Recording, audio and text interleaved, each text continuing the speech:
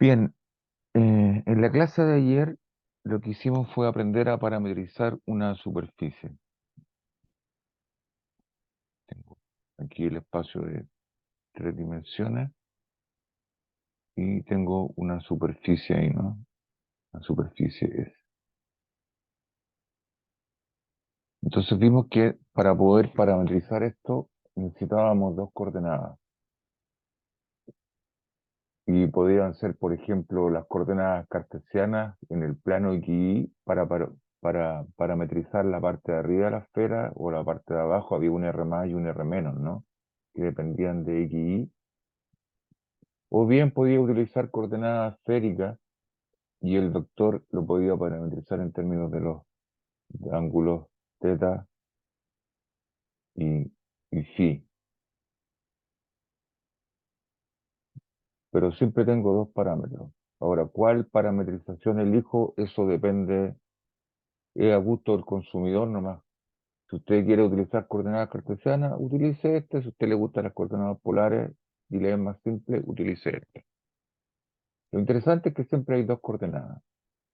Entonces, genéricamente, yo quiero estudiar esto genéricamente, quiero hacerlo para cualquier par de coordenadas que yo tenga aquí, ya sean cartesianas, esféricas o la que a ustedes se les ocurra. Entonces voy a llamar a esta par de coordenadas XY o θ phi con las letras U y B. Y si estoy usando coordenadas cartesianas, el U es X y el B es Y, o si utilizo coordenadas esféricas, el U va a ser θ y el B va a ser phi. Entonces, genéricamente, yo aquí tengo un vector posición, ¿no es cierto?, que va del origen del sistema de coordenadas a la superficie. La punta del vector siempre está en la superficie S que está aquí. Y ese vector depende de dos coordenadas. Así que ese vector R que está ahí, que es el vector posición sobre la superficie, genéricamente va a ser una función de dos coordenadas, que voy a llamar V, que pueden ser esta o esta. Y eso es un vector en 3 dimensiones y se mide en metros, así que esto tiene que ser la coordenada X, que obviamente tiene que depender de estos parámetros, la coordenada Y, que también debe depender de estos parámetros, y la coordenada Z, que depende de estos parámetros. Y estos de aquí tienen que vivir en alguna región. El XY, cuando miraba los parámetros XY, en este caso, la región aquí era la proyección o la sombra de la esfera sobre el plano z igual 0, que era este círculo completo.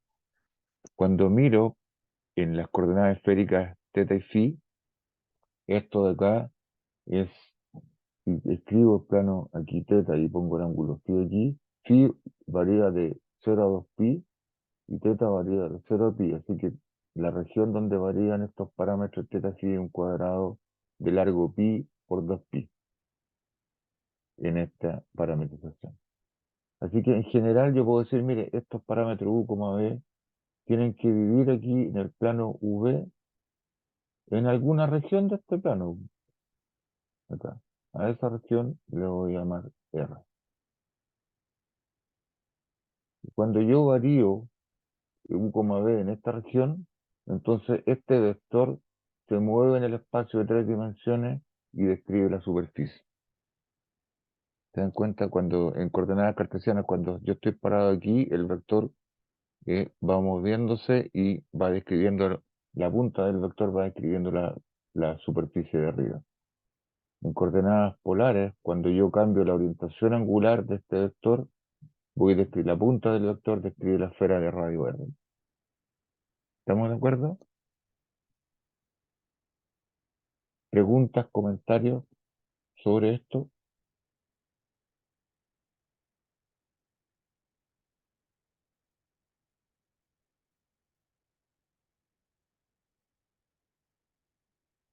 Nada.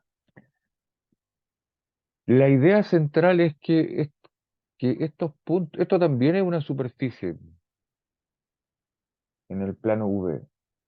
Y piensen que esto es una superficie de goma que ustedes la pueden estirar y la pueden acomodar. Y lo que está haciendo esta función vectorial que está aquí es que está llevando ese plano, del plano V o esta región R en el plano U, B, lo está llevando, lo está deformando y lo está llevando a la superficie S que está ahí.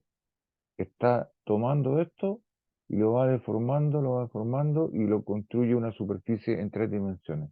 Eso es lo que está haciendo esto en realidad. Es un mapeo de esta superficie donde viven los parámetros U, B en esta superficie que vive en 3 dimensiones. Para cada punto de esta superficie hay un punto asociado en esta que está acá. Están 1 a 1, si ustedes quieren. Es como cuando uno hace una pizza, ¿no? La pizza en la mesa está plana, pero después uno la toma y la pizza la hace girar, qué sé yo, los cocineros, y la pizza se dobla. ¿Eh? Eh, Eso, esa es la idea central.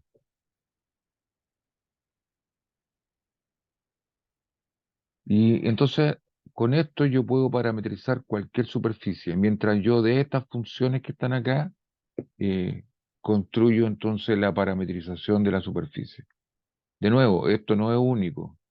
Los U, B pueden ser estas de coordenadas cartesianas, o los U, B pueden ser los teta y phi de las coordenadas polares. ¿Cuál elige? Usted decide. Así que en este minuto nosotros sabemos parametrizar superficies de 2 dimensiones de esta manera. ¿Y cómo con esa información soy capaz de calcular el campo eléctrico, que era, eh, ¿qué pasó? El control. ¿Hay alguna pregunta respecto a esto? A ver, ¿qué dice acá?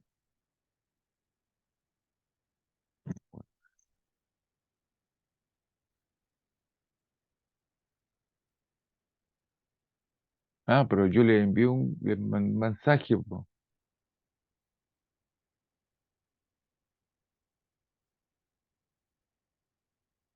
el martes que viene. El control se corrió para el martes, debido a que la clase de hoy tenía que ser online.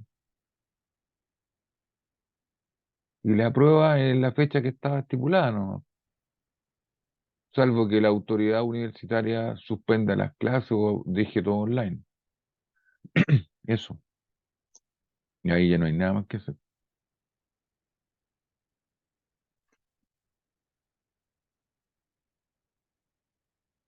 Ahora, nuestro problema está relacionado con esto, porque lo que nosotros queremos en realidad es, si yo tengo una superficie aquí y le coloco carga,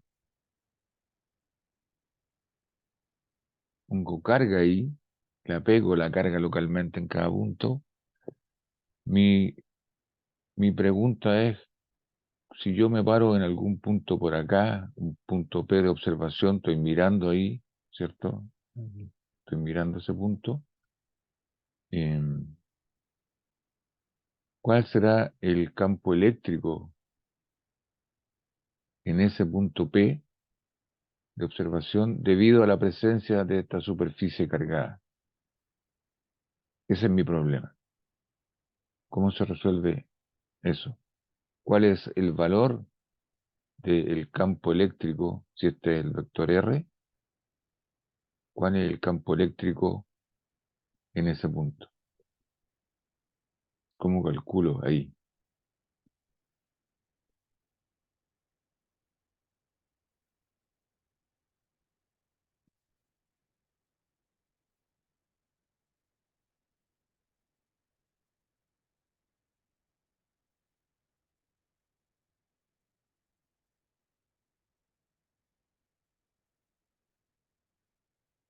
Entonces la idea de nuevo es que yo tome un elemento de área aquí sobre la superficie, un elemento de área chiquitito, local ahí, a ver si lo voy a llamar de A,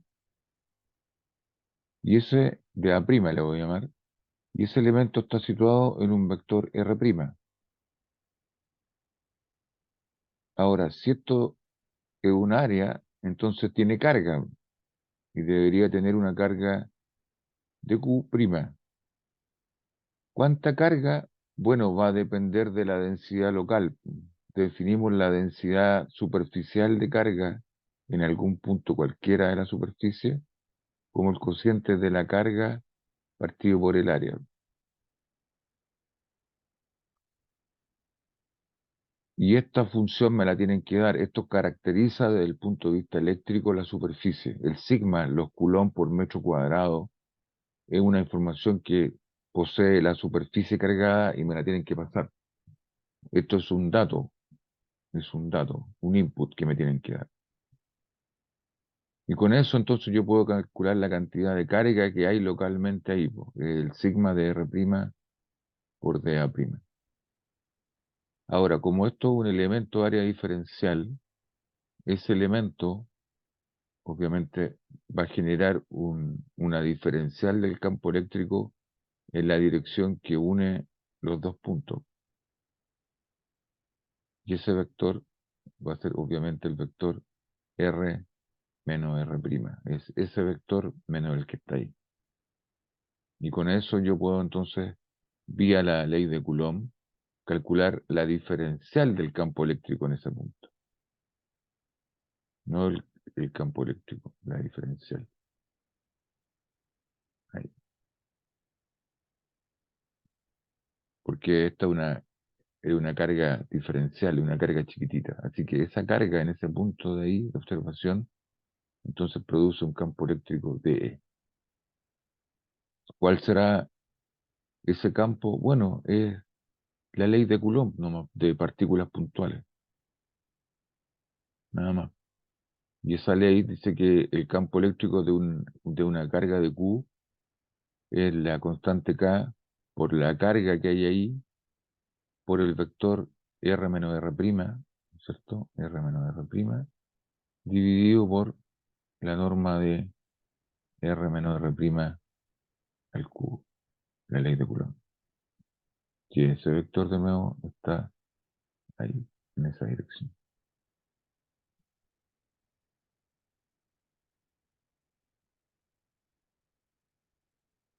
¿Estamos de acuerdo con eso o no?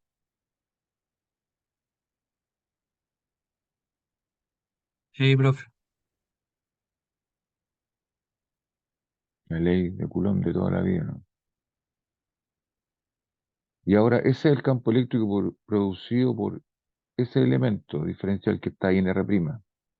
Pero también ahora está actuando el elemento área que está aquí al lado y está produciendo otra diferencial, etcétera. Entonces, el campo eléctrico total debe ser la suma de todos los elementos de área que componen la superficie.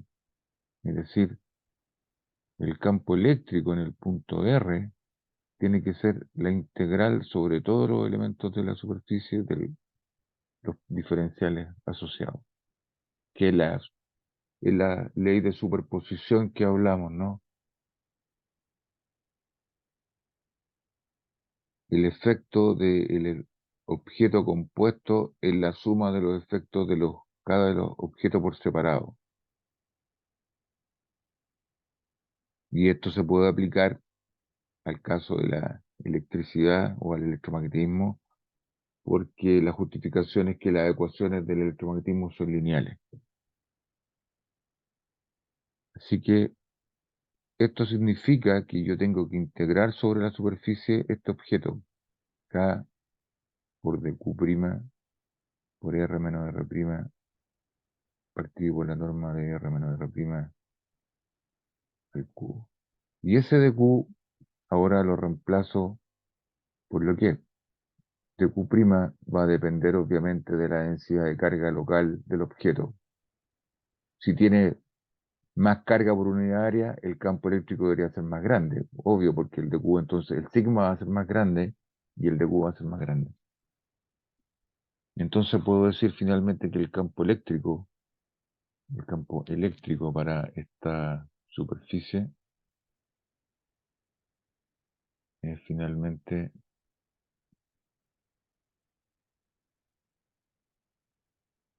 en el punto R es esta integral que está aquí y la integral sobre la superficie S y voy a reemplazar lo que es dq. Me queda la constante K aquí. Dq es la densidad de carga en el punto R', donde está el elemento, por el vector R menos R', por dA', que es la diferencial que aparece ahí, y todo eso dividido por la norma del vector R menos R' por Q. Entonces, esa expresión me permite calcular el campo eléctrico entonces generado por la superficie S, por toda la superficie S, en el punto de observación que yo estoy mirando, que es el punto R que está ahí. Ese es el punto de observación. Y el R' está sobre la superficie. Esa R' que está ahí debe ser la parametrización de la esfera. ¿Se dan cuenta?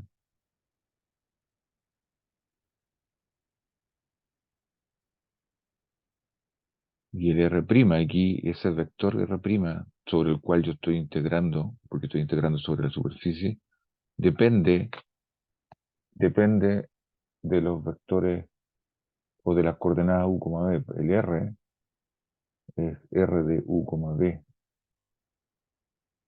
Y por lo tanto esto en realidad es una integral sobre los parámetros. Tengo que integrar sobre la región de los parámetros. Y esta es una integral doble de K, de sigma, de R' de u, v, como función de los parámetros, por el punto de observación que está fijo, menos R de u, v, prima, partido por la norma del punto de observación, menos R de u, v, prima, por cubo, por dA. Y ese dA debe depender también de la variable u d, donde integro finalmente en la región de los parámetros. Este es D, este U. Esto es una integral doble en esta región de aquí. Y esta fórmula me permite entonces calcular el campo eléctrico de cualquier superficie. Y el recuerdo de la ley de Coulomb, no es más que eso nuevo. Lo que pasa es que ahora tengo que sumar los vectores sobre la superficie que está aquí. No como antes lo calculé para una línea, no, esto era una integral de línea. Aquí había una curva y aquí había un dl y el parámetro que quedaba, el t, variaba en una línea entre A y B finalmente, ¿no? Acá como el objeto, la superficie es un objeto que tiene 2 grados de libertad, hay 2 parámetros libres y en vez de esto de ser una línea, es una integral sobre la superficie. Así que esto se llama una integral de superficie.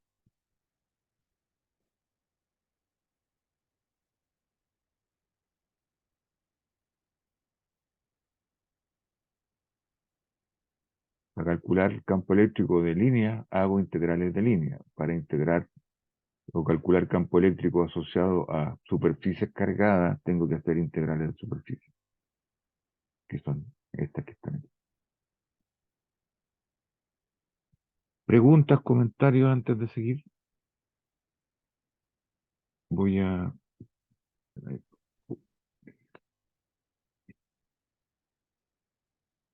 Entonces, esta ecuación que está aquí permite determinar el campo eléctrico de cualquier superficie cargada con cualquier densidad de carga y en cualquier punto del espacio. Y no es nada más ni nada menos que el recuerdo de la ley de Coulomb.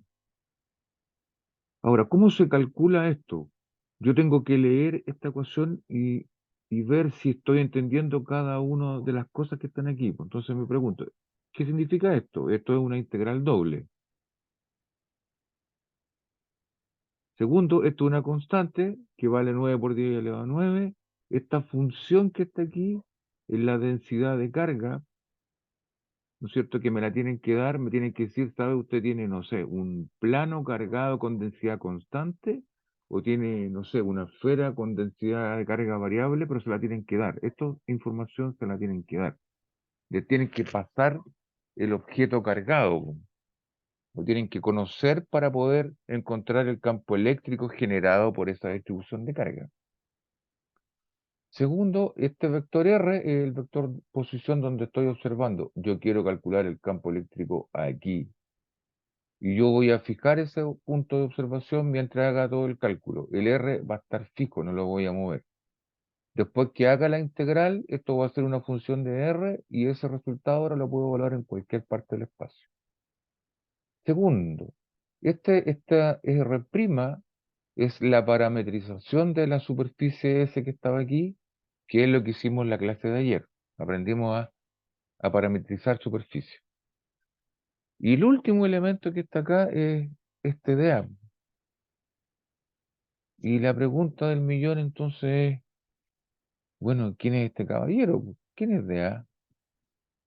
¿Cómo se calcula este gallo?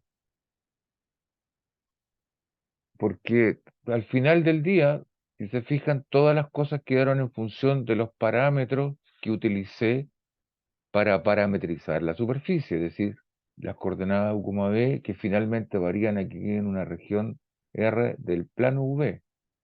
Y por lo tanto, este dA debería ser también depender de estas coordenadas. La pregunta es, bueno, ¿cómo se calcula eso? ¿Quién es este? No me lo han presentado todavía, po.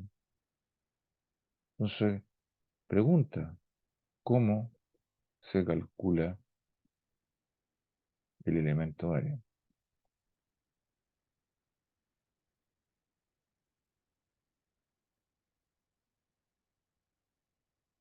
En general, en general. ¿Cómo se hace eso?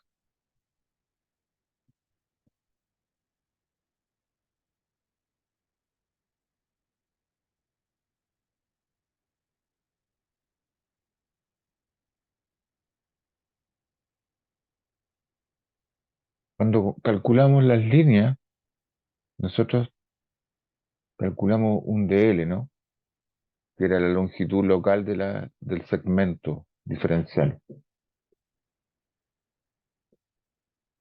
De hecho, teníamos el vector posición que estaba parametrizado aquí con una variable t que puede ser el tiempo, puede ser un ángulo, en realidad puede ser cualquier parámetro. Y esto era el vector posición, pero dependía de una pura variable. Entonces, el, el dl flecha, el vector dl, que el vector tangente ahí a la superficie, el vector tangente, es la derivada de esto respecto al parámetro. Es decir, esta es la vector velocidad, si ustedes quieren, respecto al parámetro. La velocidad por el tiempo es la que avanza localmente a lo largo de la curva. dl, PDT. Esto es BDT. Y este elemento escalar, la longitud, es el largo de ese vector. El dl sin flecha es la norma de ese dl que estaba ahí. Y es la norma de BDT. Y mostramos en la clase anterior que esto era la raíz cuadrada de las componentes del vector velocidad. Y la vector velocidad son las derivadas, es decir, de x de t al cuadrado más de i a de t al cuadrado más de z a de t al cuadrado. Todo esto por dt.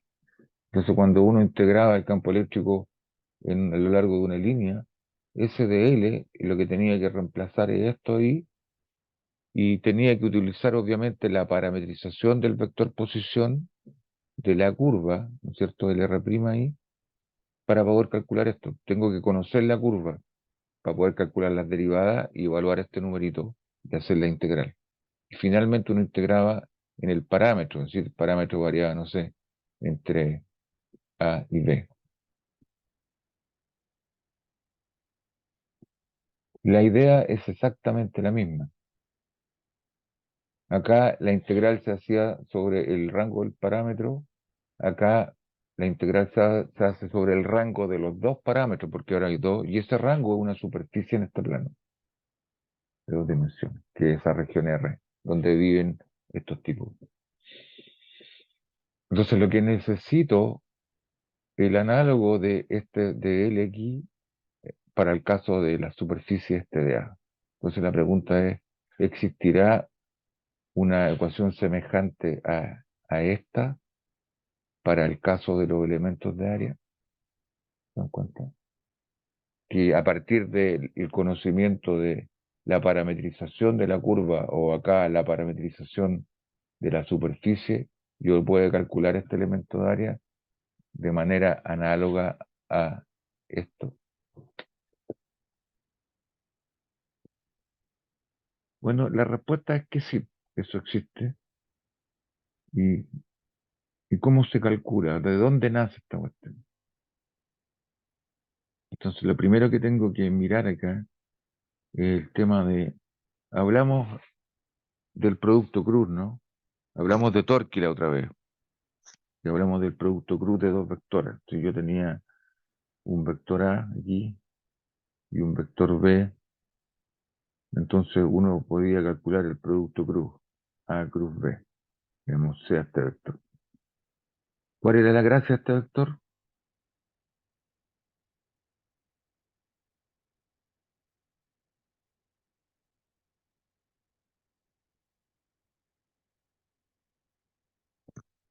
¿Qué propiedades tiene el producto cruz?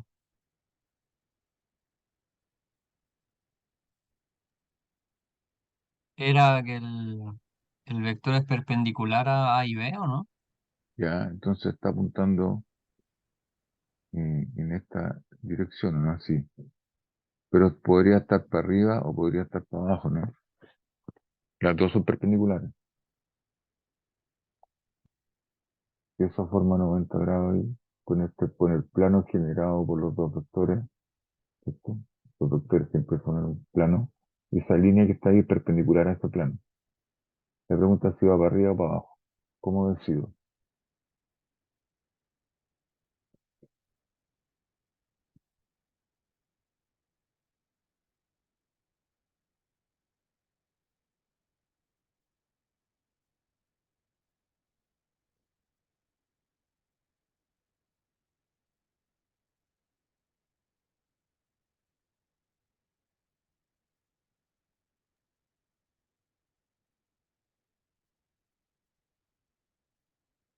¿Quién me dice para dónde apunta? Al grupo. ¿Cómo, profe? ¿Con qué criterio decido en la dirección de la perpendicular? ¿Esa o esa? ¿Cuál es el criterio? Eh, Se supone que A va hasta B, entonces por el sentido anterior iría hacia arriba. La regla de la mano derecha, ¿no? ¿Sí? Entonces voy de A a B con la mano derecha y me dice entonces que en este caso A cruz B apunta hacia arriba, ¿no? Sí, lo viene aquí. A cruz B tiene que ser ese. Ese es perpendicular al vector B y también es perpendicular al vector A. De hecho, es perpendicular al plano. Ok, la regla de la mano derecha entonces me permite decidir para dónde apunta. Ahora, ¿qué otra gracia tiene este vector? Por ejemplo, ¿cuál es el largo, la longitud de C? ¿Cuál es la norma de C?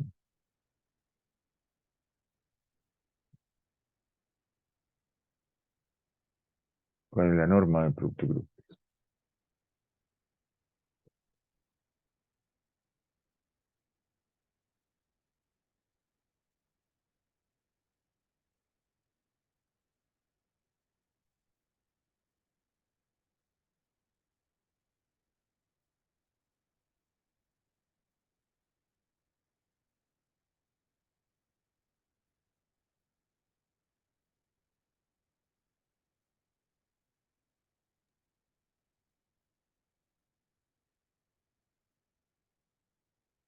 ¿Ninguno se acuerda? Lo del área del paralelogramo que formaba A y B, Ya, era esta área, ¿no? Entonces la norma de C es el área del paralelogramo. Área del S. Ahora, ¿en qué se mide esto?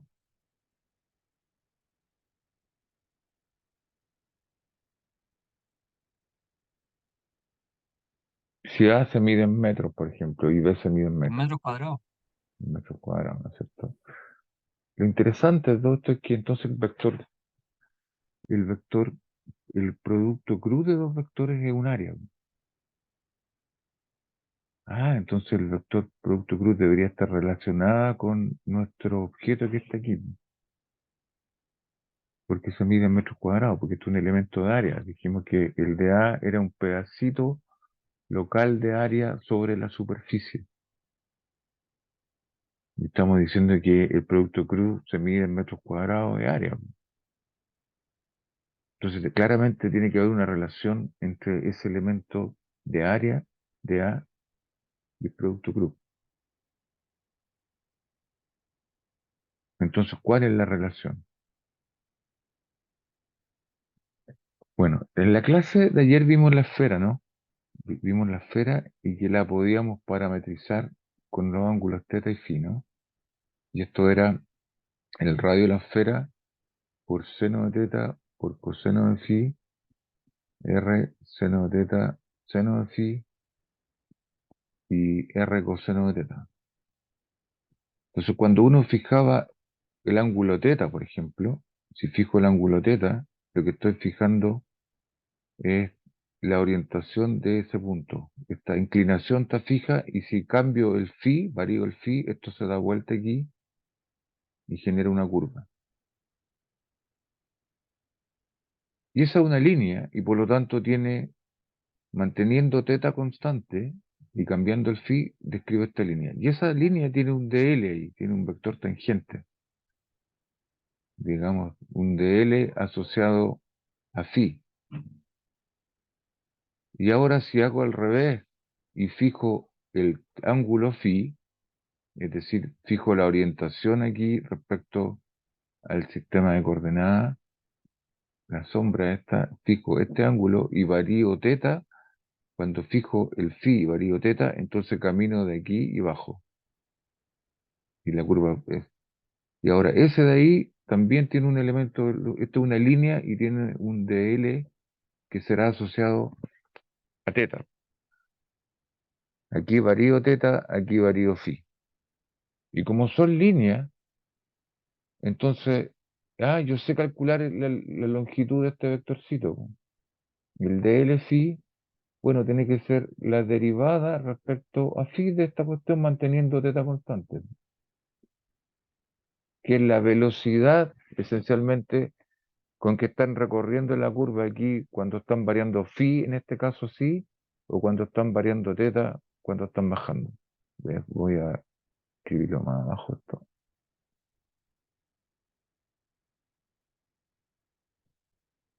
Y esta será la velocidad asociada a ese parámetro cuando ustedes varían ese parámetro. Ese de ahí es el de L teta, porque están variando, perdón, de L phi, porque están variando phi. Aquí están variando phi, están caminando con teta constante. Es el de L phi, están variando phi. Y aquí están variando teta, así que esa flechita que está ahí es el de L teta. Y esos son vectores locales chiquititos sobre la superficie. Si miro la superficie ahí de la esfera, tengo el par de vectorcitos ahí local, que viven ahí localmente. Y esto, eh, si esto es un vector posición, porque esta es la posición de los puntos de la esfera, se mide en metros, y esto, las unidades de phi da lo mismo, porque el cociente esto se anula, si está en grado, da lo mismo, queda en metros. Y este también queda en metros. Entonces, este vector se mide en metros, en metros. Pero digo, si yo quiero calcular el área, lo más natural aquí es que calcule el área del paralelogramo. Y esa área es justo el producto cruz de estos dos vectores. Entonces, si yo calculo el de L phi, por ejemplo, cruz de L teta, este vector es perpendicular a la superficie, va a empezar en cada punto de la superficie, y el largo de esto es el área del paralelogramo que está ahí, que se mide en metros cuadrados. Ahora tengo dos posibilidades, es así o así. Entonces la pregunta es, típicamente el elemento área se define como la normal externa, la que apunta hacia afuera. Si ese de ahí es de L de teta y ese es de L de phi, la que necesito para que la regla de la mano derecha apunte hacia afuera, ¿es este o al revés? ¿Cuál será? ¿Será ese o el otro? ¿Cuál de estos dos apunta hacia afuera?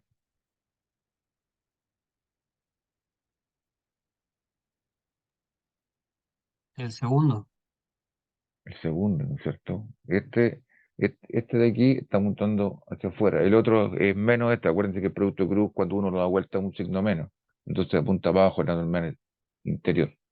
Yo no sé si han trabajado ustedes con estos programas de estas mallas en 3 dimensiones, donde cuando uno construye las mallas, de repente las caras le quedan flipeadas para adentro. Entonces, cuando el programa se renderiza, aparecen estos vacíos que se ve como mal la figura.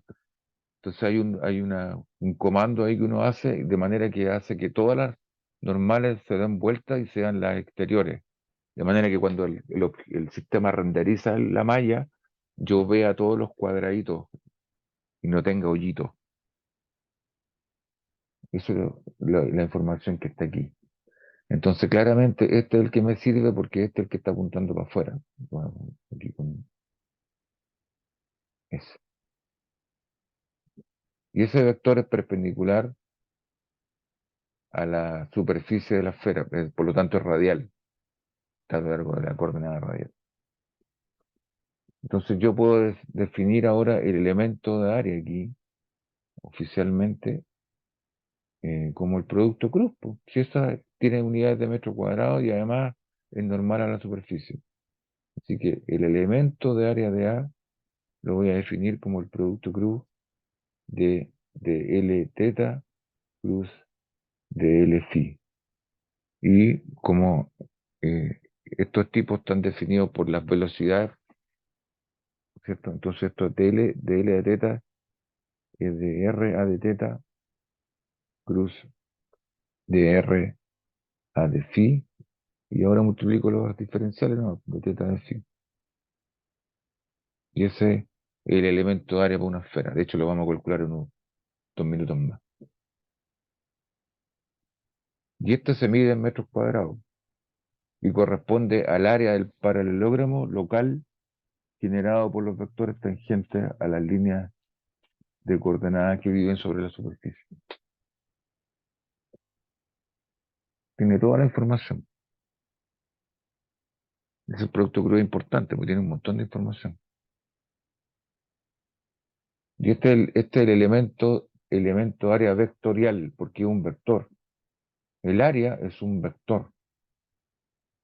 La magnitud de este vector, que voy a llamar dA sin flecha, lo voy a definir así. Esta es la norma de dA. Entonces, esto tiene que ser la norma de este vector por las diferenciales. Es decir, esto es la norma de R a de teta cruz de R a de phi por de teta a de phi. Y ese será el elemento escalar de área, que es el valor del área del paralelogramo que está ahí. Ese es el área en numerito, 5 metros cuadrados, 6 metros cuadrados, el área del paralelogramo este. Porque esta es la norma del producto grupo, y el largo de este, SDA. Y el largo del producto cruz era la norma del paralelogramo, el área generada por esos dos vectores. Y hay dos elementos de área, si ustedes quieren, el elemento área vectorial, que es análogo al de L para la curva era el de L vectorial, y está el elemento escalar, que es como el de L, que era la raíz cuadrada de las derivadas. Esto también es la raíz cuadrada de derivadas, pero tiene dos, porque aquí hay dos derivadas posibles, porque hay dos parámetros.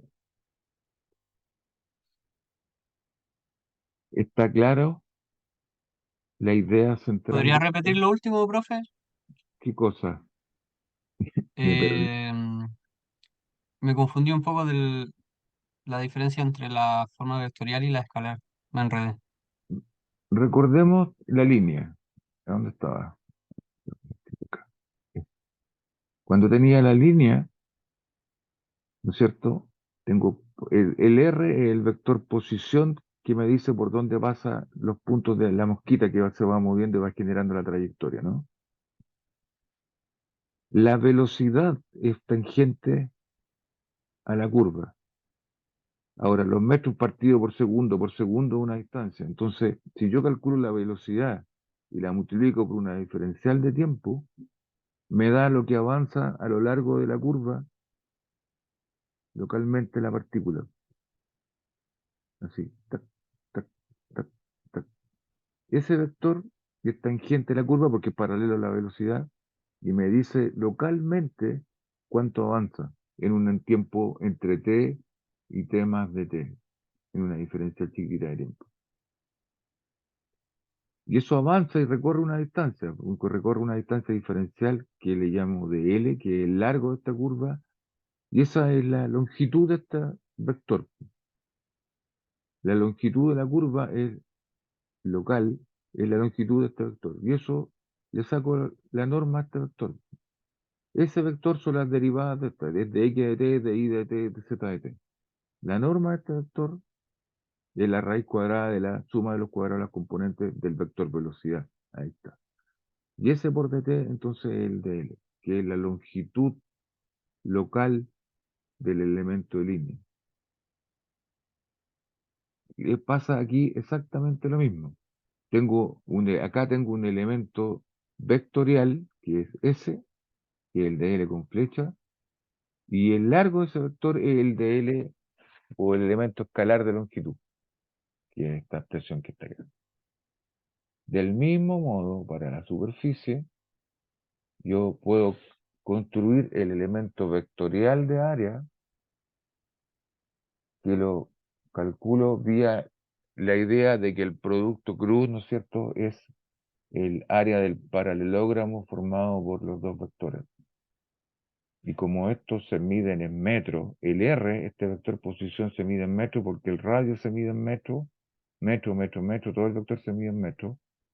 Estos diferenciales, las unidades de lo que ponga acá se van a ir porque es un cociente y por lo tanto este vector naturalmente tiene unidades de metro. Este también. Y estos son los metros o la longitud que avanza aquí tangencialmente a las líneas de coordenadas. Son los vectores velocidad asociados a recorrer esto así, y el otro es el vector velocidad asociado a recorrer esto hacia abajo. Y multiplico las diferenciales de tiempo, si ustedes quieren, lo piensan como un tiempo esto. Entonces esto avanza un poquitito y avanza un poquitito. Estos son metros, metros. Y esos dos vectores generan un paralelogramo. Y ya sabemos que área es el producto cruz. Entonces calculo el producto cruz de estos dos y defino, si ustedes quieren, el elemento de área como el producto cruz de estos dos diferenciales vectoriales. La gracia de hacer eso es que me dice que el producto cruz de esto es un vector que apunta normal a la superficie y además la longitud de este vector, de esta diferencial que está aquí, es el área del paralelogramo formado por los dos vectores que están ahí abajo. Esto es un área. Así que este vector que está aquí tiene un montón de información. Primero, está estableciendo que el área es un vector y ese vector es normal a la superficie que estoy considerando en cada punto, forma 90 grados con la superficie siempre. Y es así como funcionan los programas de computación para generar las mallas de los dibujos animados en tres dimensiones. Todo esto está incorporado en ese software. Y, y además la longitud de este vector, el largo de esta flecha, es el área del paralelogramo, que es esta área que está aquí. Y esta expresión, que la vamos a calcular en un minuto más, para la esfera, me permite el análogo de esta expresión que está acá para la línea. Cuando calcule efectivamente la norma, la raíz cuadrada de las componentes del producto cruz. Este número que está acá, porque es un número, un escalar, es el área efectiva del elemento área.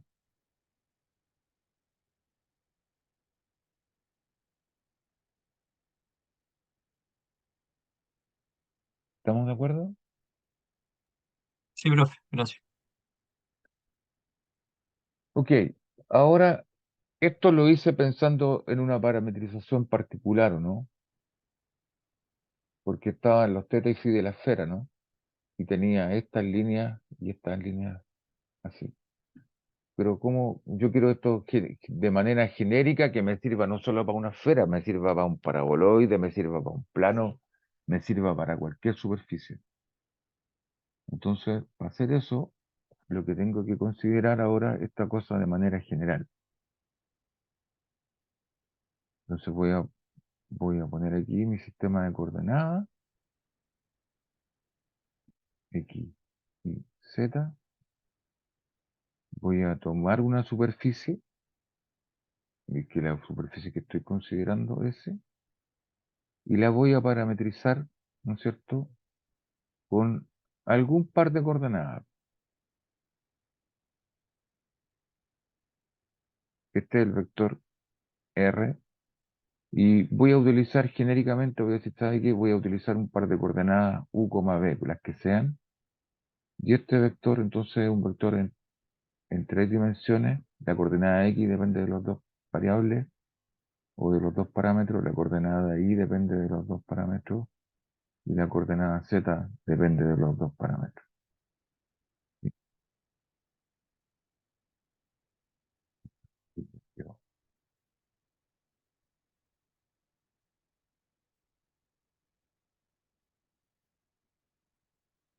Y cuando U, B viven en el plano, U, B aquí, y están en alguna región R, entonces esta región se mapea finalmente en la superficie de tres dimensiones vía este vector que está acá. De manera que cuando tomo algún punto aquí, se mapea en un punto acá, tomo otro punto acá, se mapea en un punto acá, y el R entonces, a medida que yo me muevo aquí, el R se mueve sobre la superficie. Es. Con esto, con esta parametrización, yo puedo ahora considerar, por ejemplo, una línea de U constante, y esa línea se va a mover aquí, por ejemplo. Y ahora puedo considerar una línea perdón, esta era de D constante y ahora una de U constante, y esa línea se parametriza acá. Y estas son líneas acá, y por lo tanto estos tienen vectores tangentes aquí. Y si esta U es constante, por ejemplo, y esta es D constante, entonces este vector, si este D es constante, acá estoy variando el U. Si D es constante, estoy variando el U. Por lo tanto, ese vector que está ahí es de LU, que estoy variando el U, y eso es la derivada del vector U, R, S, respecto a U por DU. Este otro vector, el U es constante, por lo tanto estoy variando B, por lo tanto puedo calcular el de LB, que es la derivada o la velocidad respecto a ese parámetro por dB, que son las longitudes que recorre localmente cuando estoy cambiando el parámetro B. Y con esos dos vectorcitos puedo calcular el paralelogramo local y construyo entonces el elemento de área. El elemento de área vectorial tiene que ser el producto cruz. Voy a DLU cruz DLP. Y esto no es nada más ni nada menos que, entonces lo voy a escribir aquí abajo, DR a DU cruz DR a DB por DU por DB, porque me tengo que multiplicar las diferencias. Y esto define genéricamente el, el elemento de área para cualquier superficie.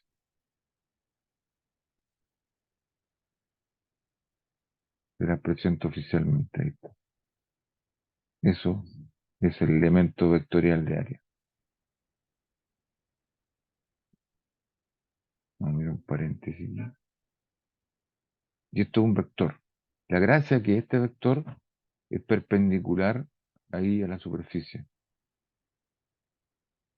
en la normal. De ahí, de A.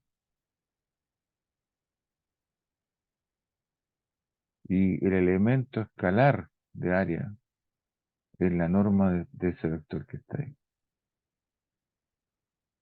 Y por lo tanto, el elemento área es el largo de este vector. Y el largo de un vector por una constante es la constante por el largo del vector. Así que esto es la norma de dr a du cruz dr a db du db. Y este es el elemento escalar. Este tiene el área nomás, en metros cuadrados, localmente. El otro tiene información sobre el área y la normal. Me está diciendo esencialmente para dónde está apuntando la normal a la superficie. Esto se llama elemento vectorial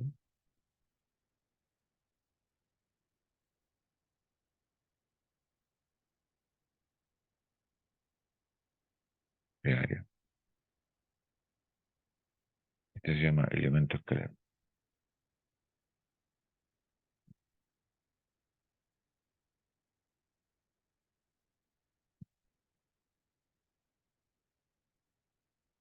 Ahí está. Este es el análogo al de L flecha, y este es el análogo al de L sin flecha, la raíz cuadrada de la suma de las componentes de la velocidad. Y esto es completamente genérico. Lo único que necesitan para calcular todas estas cosas es parametrice su superficie. Busque, elija un par de parámetros que a usted le guste y parametrice la superficie con esos parámetros y dígame cuál es el rango donde tienen que vivir esos parámetros. Es decir, la región R aquí. Ustedes me dan ese vector, me dan la información de esto, yo puedo calcular los elementos de área ahora. Y por lo tanto, ahora puedo entender lo que significa esta ecuación que estaba acá cuando empezamos esto con el cálculo del campo eléctrico. Yo ahora tengo toda la información para calcularme esta integral,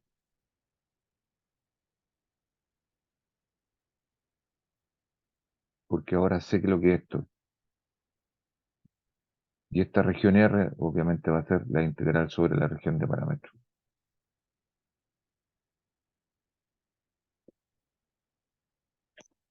¿Estamos de acuerdo? Sí, Entonces, ejemplos de esto, porque ya analizamos esto de manera genérica, tenemos las ideas generales de esto. Esto tiene que hacerle una repasada a usted. Yo le subí unos apuntes de integrales de línea, integrales de superficie. Esos apuntes tienen que leérselos y estudiarlos, pues si esto requiere eh, un poco de trabajo aparte de usted. Ejemplos de esto.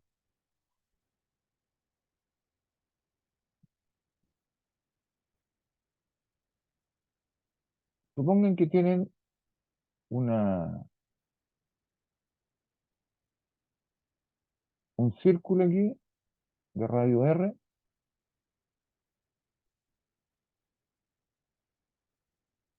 y lo cargan uniformemente. Voy a decir que el sigma de esto es sigma cero y es constante. A empezar a trabajar con él. Así que este objeto cargado, obviamente va a producir un campo eléctrico sobre el espacio circundante, ¿no? La carga lo que hace, ¿no es cierto?, es generar campo eléctrico. Entonces, mi pregunta ahora va a ser más simple. No, yo no lo voy a calcular en todas partes, sino que voy a poner el eje aquí, que pasa por el centro me voy a poner un punto P aquí, a una altura Z, o H, como quieran llamarle, Y mi pregunta es, ¿cuál será el campo eléctrico en ese punto debido a esta distribución de carga que está en en el círculo completo? Porque esto no es un anillo, esto es un círculo, esto es una superficie.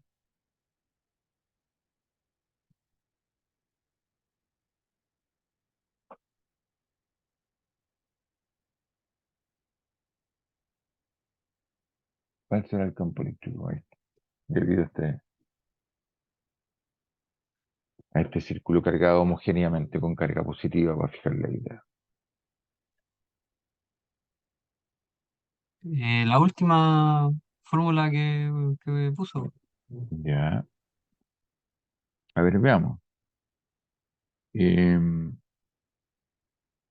Voy a poner un sistema de coordenadas aquí.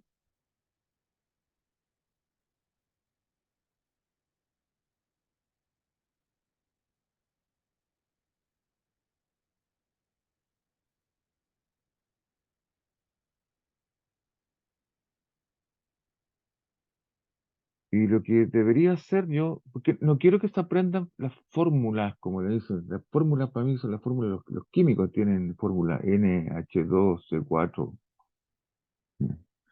son ecuaciones. Quiero que aprendamos a deducir el proceso de obtener estas ecuaciones. Lo que tengo que hacer acá es tomar un elemento de área aquí, chiquitito, un elemento de área. Lo voy a llamar de A', y ese está puesto aquí en un vector que está ahí en R', ¿no? No se ve porque están los más de la... por ahí, ups, todo nuevo. Ahí, el eje Z, el eje X, el eje Y. Y voy a tomar un elemento ahí, un elemento área situado en el plano. Ahí está el elemento área. Esa área que está ahí. Ese será un DA, DA'. Y esa está situada en R', que es ese vector que está ahí. Y eso tiene una carga aquí, tiene una carga de Q'. ¿Cuál es el valor de la carga? Bueno, yo sé que la densidad de carga es la carga por unidad de área, localmente. Así que siempre puedo decir, mire, sigma cero aquí tiene que ser de Q' partido por dA', Coulomb partido por metro cuadrado, localmente. La densidad, ojo, la densidad siempre es un objeto local, siempre.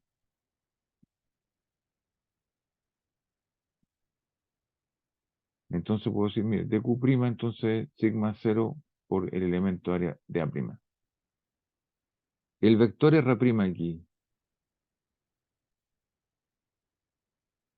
lo tengo que parametrizar, porque tengo que parametrizar esta superficie, ¿no? Así que esto será, no sé, x, que x', y'. Todavía lo voy a dejar ahí. Después voy a parametrizar esto con algunas coordenadas que me convengan para escribir un círculo. ¿Y el vector R de observación cuál es? ¿Dónde quiero calcular el campo eléctrico? 00Z. Ya, 0, 0, 0.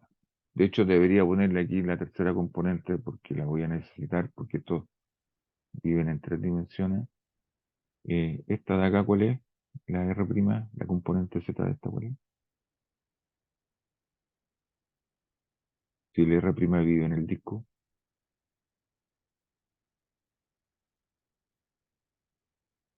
en el- ¿cuál es la altura del El disco? R' serían las coordenadas esféricas. No, pero ¿cuál es la altura del disco? Ah, cero. Claro. Sí.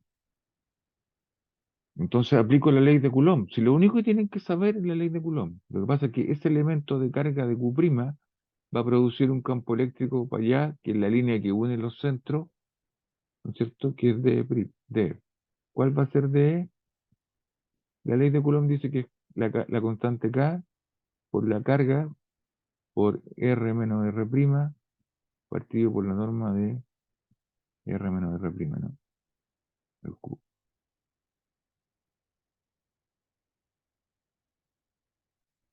Y ahora, ¿cuál será el campo eléctrico total?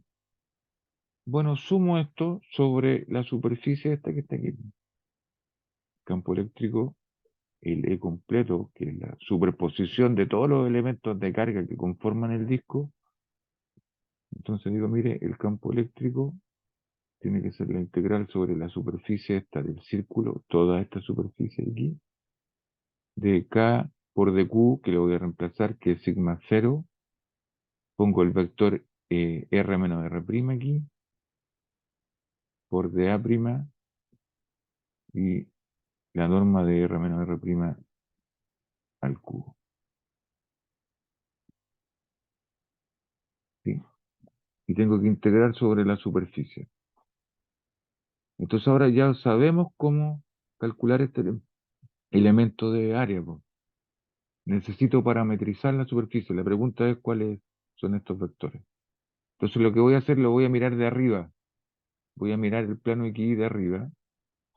Voy a poner aquí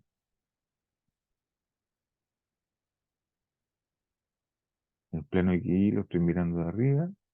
Y como esto es un círculo, entonces por ahí está. Y lo que necesito es describir este círculo. Y el vector R' será ese que está ahí. R'. ¿Cómo parametrizo los puntos de esta superficie, de este círculo? El círculo es una superficie. Esto no es un anillo, esto es un círculo. No es una circunferencia, la circunferencia es el borde del círculo. ¿Cuál será R' aquí? ¿Qué coordenada utilizarían ustedes para parametrizar un círculo?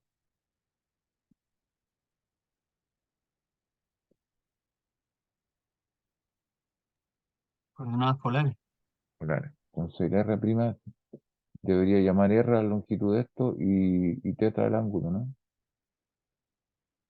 Entonces, ¿cuál es la componente X de este vector? Si ese de ahí R y este es teta, ¿cuál es la componente X de este? ¿Cuál es X' aquí? Este es el cateto aquí R actual. coseno de teta. Ya, R coseno de teta. ¿Y la componente Y? ¿Qué es esta? Con seno. ¿Y la componente Z de este vector?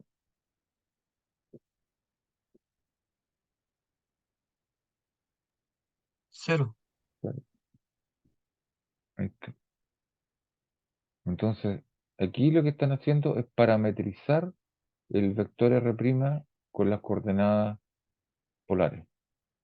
Vamos a ver aquí. R' es R' de R, Z. Esas son las componentes. ¿Cuál es el rango de estos parámetros R y θ para que esta cosa describa el círculo completo?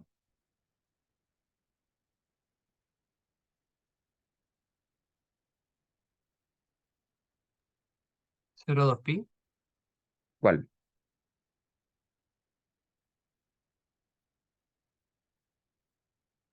Porque hay dos parámetros. ¿Qué es decir?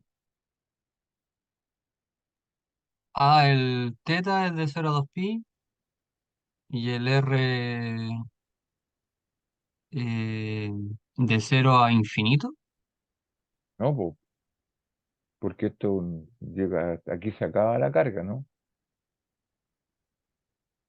Este es un círculo de radio R. Ah, ya, entonces ya. Llega hasta ahí nomás, pues acá no hay más carga. La carga está hasta ahí nomás. Se acabó. Ya, Es ya, ya. finito. Entonces esto tiene que ser menor o igual que R, ¿no?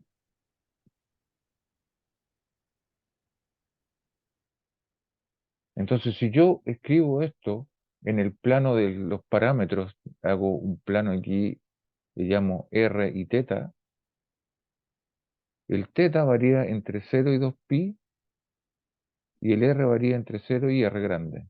Y esto es un cuadrado. Cuando los parámetros teta y R varían en este cuadrado, en esta región R así con cursiva, que no es la misma R del radio, esta es R de la región. El matemático usa una letra, una R así.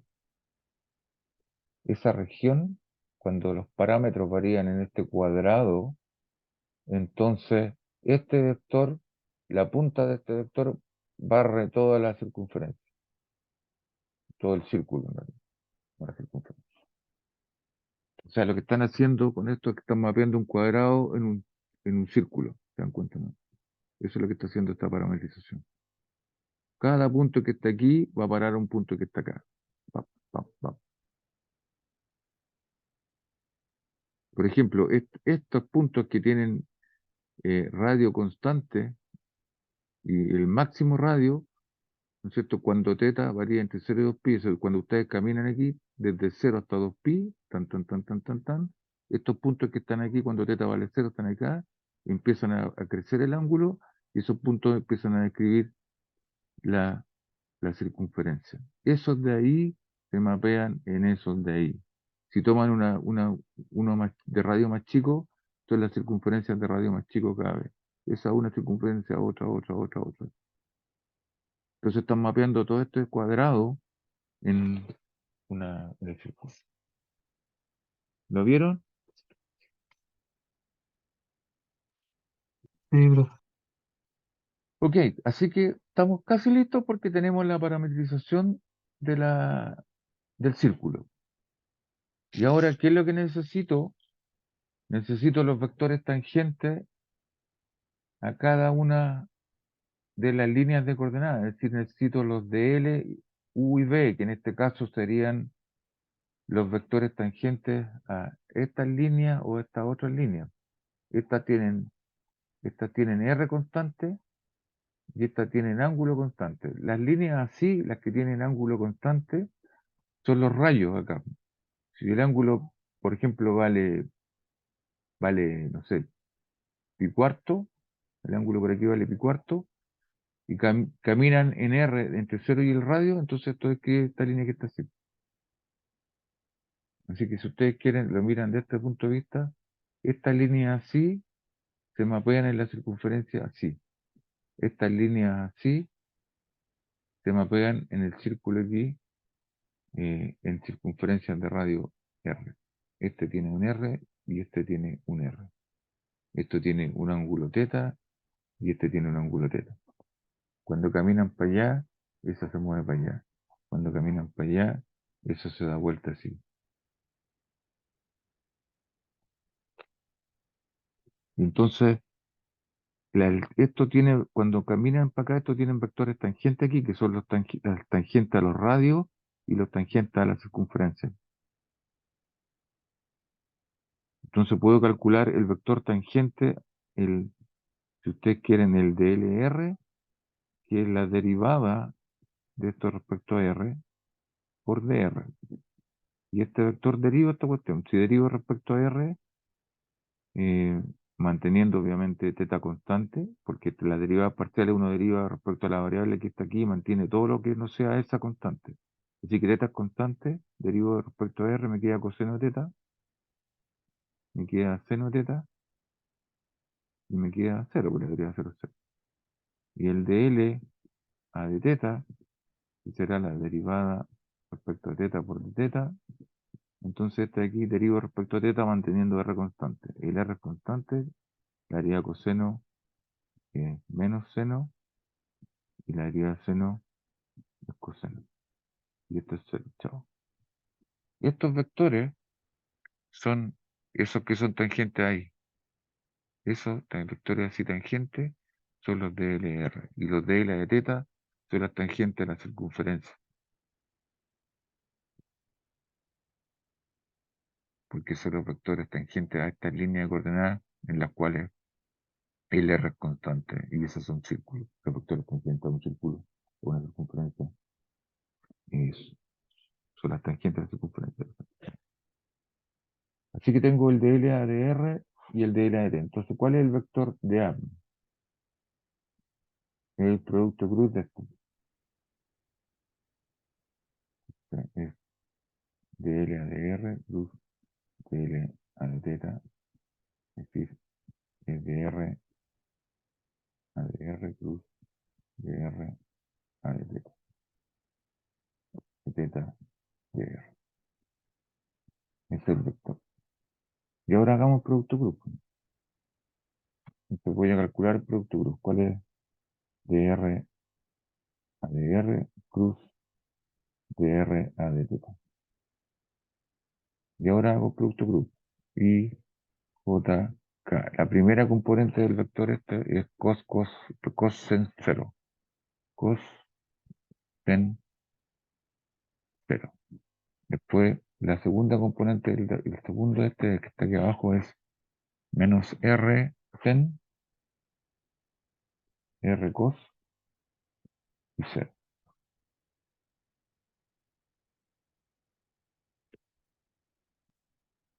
Este es un menos. Y ahora me hago el producto cruz por la primera fila. Borro esta y esta, me queda esta por esta, que es 0, menos esta por esta, 0, 0. Y esta va con signo más, está 0, da lo mismo. Menos. Pongo un menos aquí, paréntesis. Ahora borro esta fila y esta columna. O sea, esta fila y esta columna, y 0 por coseno 0 menos 0 por seno 0, 0, coma, un signo más, así que no lo voy a poner, y ahora me queda esa por esa, que queda r coseno al cuadrado de teta, menos esa por esa, y eso es menos r por seno al cuadrado de teta, cierre paréntesis. Esa por esa, seno cuadrado r menos, pero es esa por esa menos esa, así que hay dos menos. Así que todo este vector es 0,0, eh, r, puedo factorizar por r, y queda coseno cuadrado teta más seno cuadrado teta. Cierra paréntesis, cierra paréntesis. Y coseno más seno cuadrado es 1, así que toda esta cuestión es el vector 0,0, r. Así que el elemento de área, en este caso, es el vector 0,0, r por de teta a de r. Ahora, eso es vector es lo mismo que r veces el 0,01 por de teta de r, y eso es lo mismo que el vector z tongo, o sea que esto es z de r por z tongo por de teta de r. Así que el elemento de área a esta círculo es nada más que nada menos que r por dr de teta en z tongo. Y si este es el plano de aquí donde vive, el, el área está aquí en el plano, y el z es perpendicular, quiere decir que los elementos de área en cada punto aquí están apuntando hacia arriba. Es normal a la superficie como tenía que ser. La normal al círculo, si el círculo está puesto en el plano XY, la normal está apuntando en la dirección Z, está perfecto. Y además esto tiene sentido geométrico, porque si yo tomo una circunferencia aquí y trazo un arco y trazo aquí un, un radio, y este R y esta distancia es diferencial, es decir, este radio de R más de R, entonces la longitud de este arco, si este ángulo es chiquitito y es de teta, la longitud de un arco, el arco siempre es el radio por el ángulo. Entonces, este es un ángulo diferencial. Por lo tanto, este arco es diferencial. El de S, el arco, el radio que es R, ese R que está ahí, por de teta. Y esa longitud de S. Y si esa longitud la multiplico por el ancho de esto, me debería dar el área de este pedacito. Así que el área debería ser como de S por dr. Y eso es lo mismo que R de teta por dr. Y es justo lo que está aquí. R de teta es el pedacito de arco S por dr, que el ancho que está acá me da el área del sector circular diferencial. que tiene toda la información. De hecho, el elemento escalar es la norma de este vector, y eso es nada más ni nada menos que R por dr por d teta, porque el largo de esto vale 1. Este escalar por el largo de este es la norma de ese vector. Este z tongo tiene largo 1. Esa longitud es el área del sector circular ese chiquitito, como tenía que ser. ¿Estamos de acuerdo? Así que en este minuto ustedes saben calcular el área eh, de un plano, porque estos están puestos en un plano. De hecho, yo este cálculo podría haber puesto aquí un cuadrado en vez de una circunferencia, y lo mismo, escriben elemento área, lo que pasa es que lo están describiendo en términos de coordenadas polares nomás. No hay ninguna diferencia respecto a eso. Así que ahí está el elemento de área de una figura plana en coordenadas polares. Y esa ahora lo tenemos que reemplazar en nuestro problema físico, que era esta cosa que estaba acá. ¿Se dan cuenta? Y me queda pizarra aquí y me queda esta. Voy a escribir aquí al lado y voy a reemplazar las cosas. A ver, necesito el vector R menos R'. Lo voy a calcular aquí. ¿Cuál es R menos R'?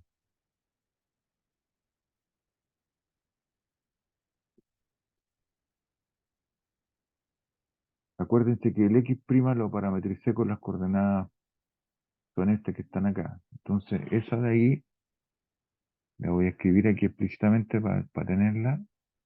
Esa de ahí, cuando lo escribo en coordenadas polares, es R cos y R sen y 0, ¿no? Que es este vector que está aquí. Eh, Voy a calcular aquí la diferencia. R, S menos S, queda menos R cos, queda menos R sen, y me queda esa menos S, no, esa menos S queda Z, ¿no? ¿Estamos de acuerdo? Y ahora, ¿cuál es el largo de este? Porque eso es lo que va aquí abajo, que hay que después elevarlo al cubo. ¿Cuál es la norma de este? Bueno, esto es la raíz cuadrada de las componentes al cuadrado. Queda esto al cuadrado, más esto al cuadrado, más esto al cuadrado.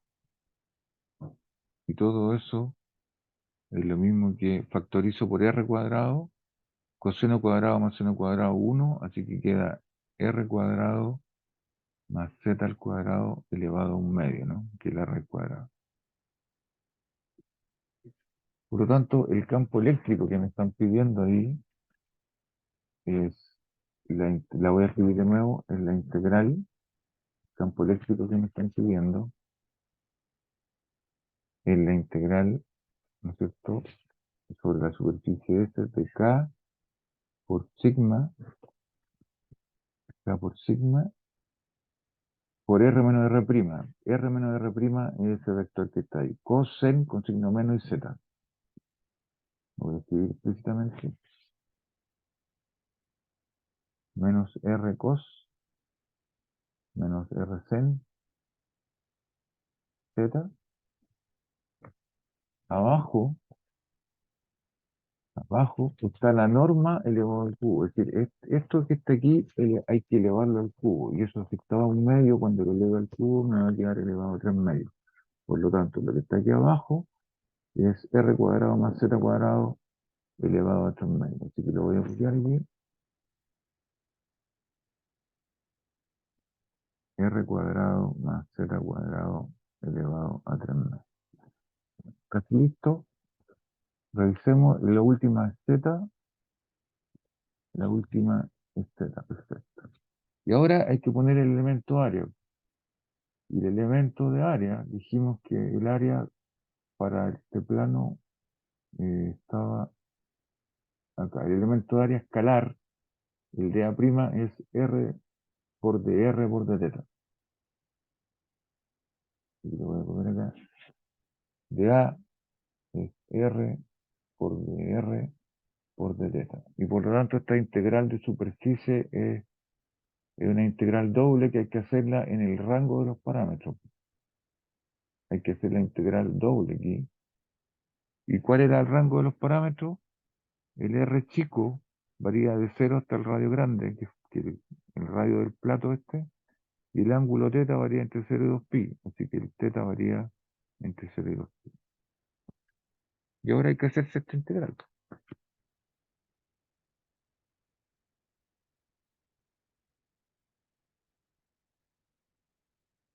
Y la integral de un vector, a ver, cada constante lo puedo sacar fuera de integrales. Sigma es constante, lo puedo sacar fuera de integral. Y la integral de un vector es las integrales de cada una de las componentes. Así que esto, lo voy a escribir así con paciencia, una pura vez en la vida. Esto es integral de 0 a 2π. Aquí hay un menos r coseno de θ por r por dr por dθ. Y todo esto está dividido por r cuadrado más z al cuadrado elevado a 3 medio. Esa es la primera componente. La segunda componente ahora, en vez de poner menos r cos, esto es la integral de 0 a r, de 0 a 2π, de menos r seno de θ ahora, por el producto de las diferenciales, dividido por este factor común que está dividiendo cada uno de esos términos. R cuadrado más z al cuadrado elevado a 3 medio. Y la última es la integral de 0 a r, la integral de 0 a 2π. Ahora lo que está aquí es z, el producto de las diferenciales, partido por r cuadrado más z cuadrado elevado a 3 medio. Y ahí está. Y ahora me tengo que evaluar estas integrales. Estas tres integrales, pues todo un vector tiene tres componentes. Entonces, eh, esto es k sigma 0. Y esta es una integral que es separable. Fíjense que la función de los radios las puedo separar o multiplicar de manera separada. O sea, esto es lo mismo, por ejemplo, que la integral de 0 a r, de menos r por, de hecho, r por r me da un r cuadrado por dr, y esto solamente depende de r, z, una constante aquí, esa integral multiplicada por la integral de 0 a 2π de coseno de θ, esa es la primera componente, y esta también es separable, es lo mismo. La integral de 0 a r por r menos r cuadrado de r, partido por r cuadrado más z al cuadrado elevado a 3 medio, por la integral de 0 a 2π de θ, no, de seno de θ, coma, y esta también es separable, de hecho, z lo puedo factorizar aquí, y me queda la integral de 0 a r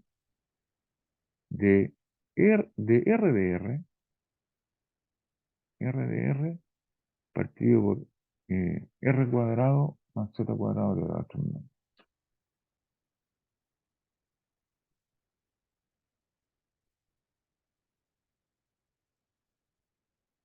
R cuadrado más z cuadrado elevado a 3 medio. Y esa está multiplicada por la integral de ahora, no hay nada aquí, 1 es de θ, por la integral de 0 a 2π de θ no. Y ese es el vector, el paréntesis del vector. Ahora, esa integral es media fea, esa es la misma, y, y esto es la integral de coseno, o sea, ¿cuál es el área bajo la función coseno? Coseno hace esto y esto entre 0 y 2π. El área que me están pidiendo es esta área. Esta es negativa, estas dos mitades son positivas, esa más esa es la misma que esa, así que la suma total de la área es cero, así que esta integral es cero. Y si es cero por esta da lo mismo porque todo se hace cero, así que esto se muere. Acá pasa exactamente lo mismo, en vez de coseno tengo la función seno, que es así entre 0 y 2π, esta área es positiva, esta área es negativa, la suma de las áreas son iguales, una más, una menos, la integral es cero. Así que esto es K sigma 0 por 0,0.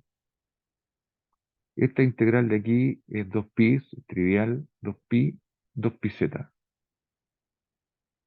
Y la que no es trivial es la que queda aquí, que es esta integral de 0 a r, de r,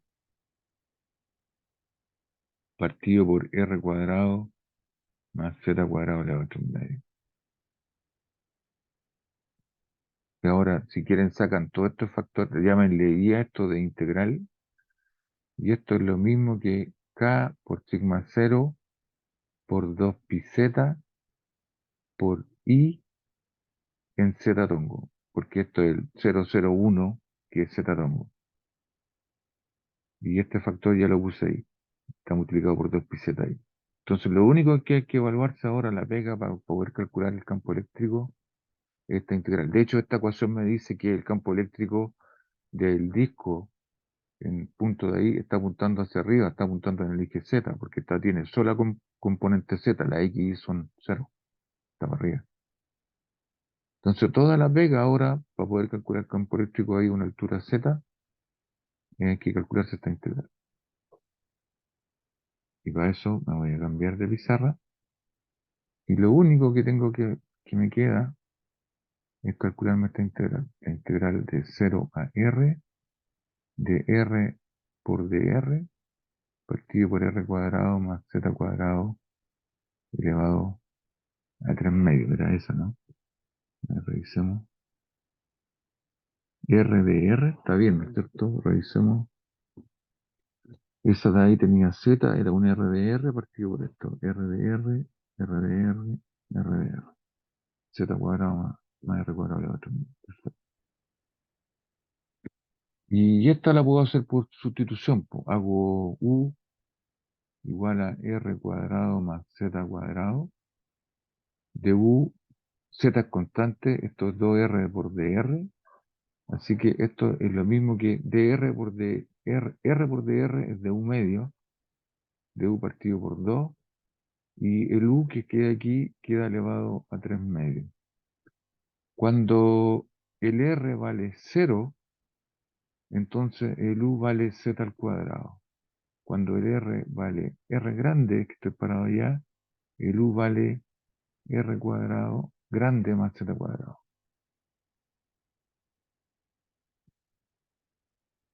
R cuadrado grande más Z cuadrado. Por lo tanto, el intervalo de integración aquí va de R igual a 0, o sea, de U igual a Z cuadrado a R cuadrado más Z cuadrado. Y, y esto es entonces la integral de Z cuadrado a R cuadrado más Z cuadrado. Aquí hay un medio que lo saco fuera de la integral y esto queda U elevado a menos 3 medios por du. Y esa integral entonces menos es un medio, ahí abajo es un medio, por la integral de U elevado a n es n más 1, entonces queda menos 3 medios más 1, y eso es menos un medio, ¿no?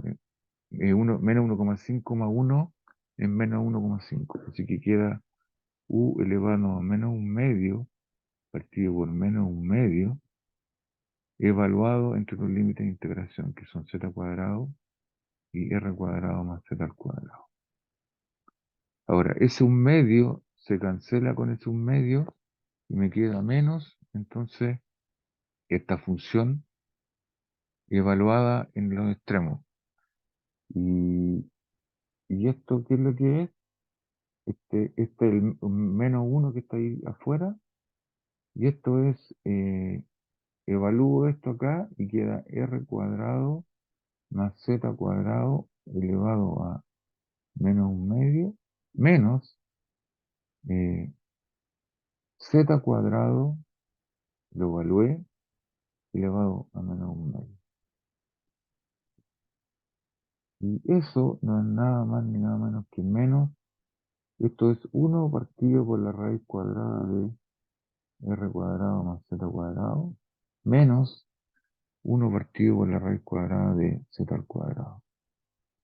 De hecho, cuando pongo el menos, lo doy vuelta y esto me queda Uno partido por la raíz cuadrada de algo al cuadrado, el valor absoluto del algo, así que esto es el valor absoluto de z, menos uno partido por la raíz cuadrada de r cuadrado más z cuadrado.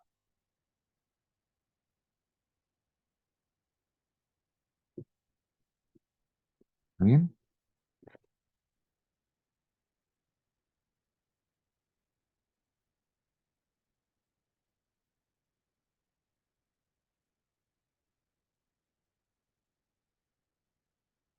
Bien, esto, ¿no es cierto? Evaluar esto en 0 y en r. Así que ese es el valor de la integral. Entonces el campo eléctrico de este objeto era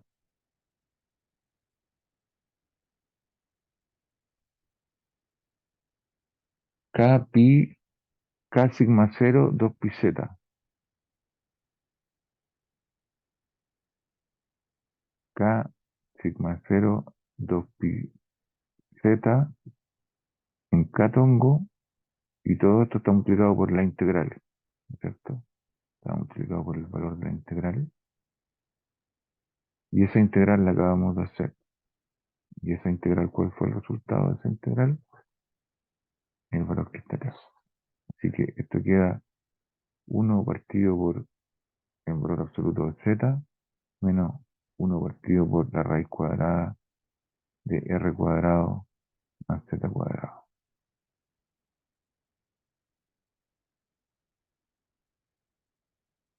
Si quieren, esto lo escriben así como k sigma 0 por 2 pi, y el z lo ponen aquí, z partido por la norma de z menos z partido por la raíz cuadrada de eh, r cuadrado más z cuadrado en k tongo, o z tongo, como quieran escribir.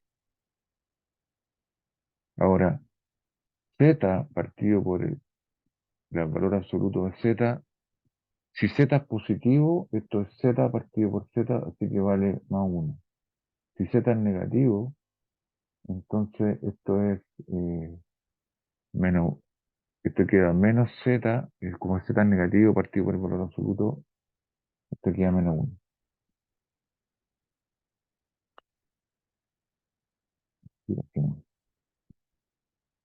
Esto vale más 1 cuando z es positivo y vale menos 1 cuando z es negativo. Si z es positivo, esto es 5 partido por el valor absoluto de 5 vale 1. Si z es negativo, queda menos 5 partido por 5, porque el valor absoluto de menos 5 es 5. Menos 5 partido por 5 es menos 1. Y esta función que se altera así, que vale más 1 cuando z es positivo y vale menos 1 cuando z es negativo, esa función se llama el signo de z. Así que esto es k sigma 0 por 2 pi por el signo de z menos z partido por raíz cuadrada de r cuadrado más z cuadrado en Catongo, entre otras cosas. Ahí está el campo eléctrico. Ese de ahí que les presento es el campo eléctrico del disco sobre el eje Z. Está en el disco aquí, estaba cargado, radio R, estaba cargado homogéneamente, y yo me paro aquí en algún punto Z, podría ser arriba o abajo, el campo eléctrico es eléctrico. Y apunta en la dirección Z, apunta para allá. Y eso está bien porque hay tanta carga de un lado como el otro. Si yo tomo un elemento de carga aquí, esa quiere un campo eléctrico para allá, la otra genera en sentido contrario, esos de ahí se anulan y lo único que se suman es en el eje Z. Así que por la simetría del problema uno esperaba esto. Y ahora lo que voy a hacer para terminar esta clase, porque yo creo que ya están muertos, yo también, es tomar el radio de esta cuestión a infinito. Entonces, cuando tomo el radio a infinito, lo que tengo aquí es el campo eléctrico de un plano infinito sobre el eje Z. Y Entonces tomo el límite cuando R tiende a infinito. ¿Qué pasa con esta expresión aquí cuando el radio crece? Esa no depende del radio, eso tampoco. La única que depende del radio es esta que está acá. Y cuando el radio crece, que abajo crece, crece, crece, crece, entonces te le gana a este gallo y esto va como uno sobre la raíz cuadrada de R cuadrado. Como el R es positivo, esto es uno partido por el valor absoluto del radio, es decir, esto va como uno sobre el radio. Y como el radio tiende a infinito, entonces esto se va a cero. En el límite, ¿no es cierto? El- Esto se muere y el campo eléctrico entonces de un plano infinito aquí cargado homogéneamente con una densidad de carga sigma cero, el campo eléctrico entonces tiende al campo eléctrico del plano infinito, que es, ¿cuánto esto? Es K por sigma cero por 2pi por el signo de Z, porque ese termina cero y está en catongo.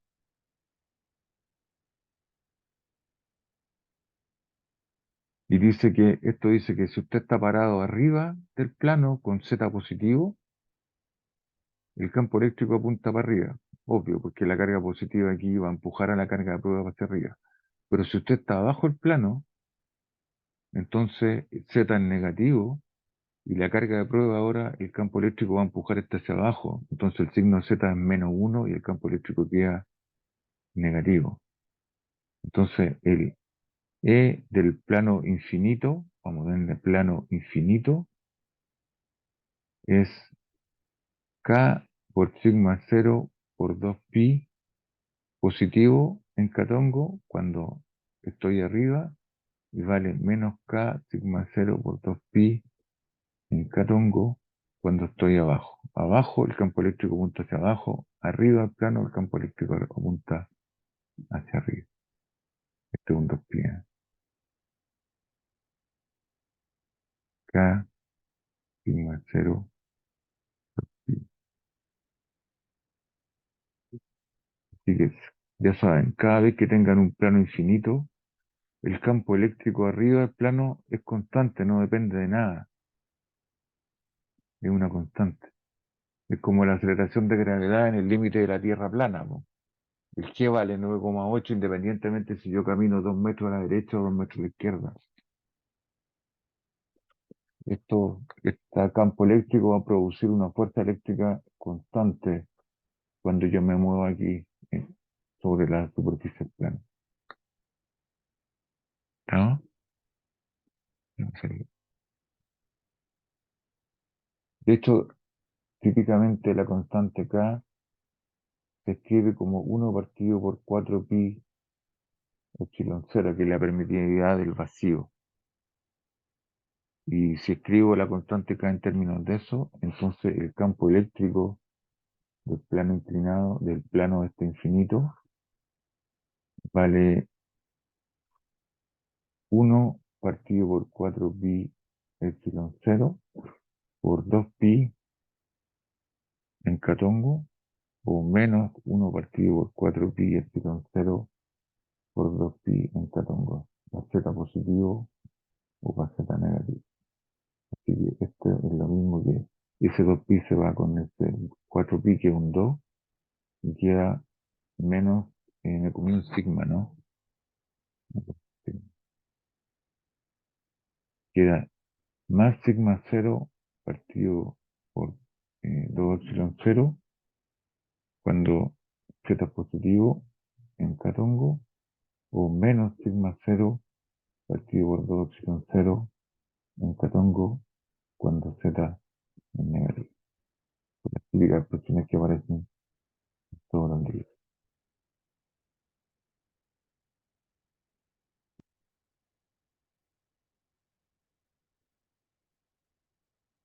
Así que ahí está el campo eléctrico de un plano infinito. Bueno, sacamos como el límite del disco cuando el radio tiende a infinito. Así que si tengo un plano infinito aquí cargado homogéneamente, el campo para arriba es constante y vale sigma cero partido por 2 epsilon cero, o para abajo menos sigma cero partido por 2 sigma cero. Y es constante, da lo mismo donde yo camine aquí, o me aleje el plano infinito, el campo eléctrico es constante. Bien, creo que por hoy día es más que suficiente, ¿no? No sé si están ahí, yo creo que ya se fueron hace rato, pero miren el video en su casa y denle vuelta y iteren esto y repitan el cálculo. ¿Mm? Voy a detener la grabación.